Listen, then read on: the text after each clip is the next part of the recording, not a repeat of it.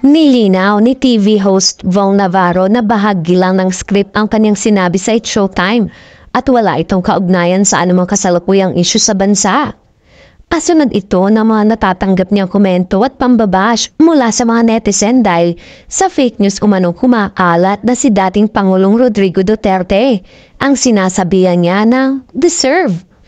Ibinahagi ni Vong sa kanyang ex na dating Twitter account ang screenshot ng kanyang opening spiel nitong Miyerkules, March 12.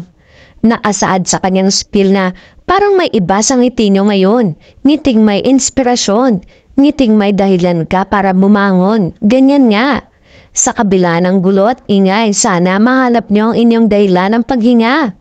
At ang inyong pahinga, I say deserve. Pinagtanggol din ng mga netizen na wala namang mali at tono ng pasaring sa naging spiel nito. Sinabi rin ni Vong na nagtatrabaho lang siya.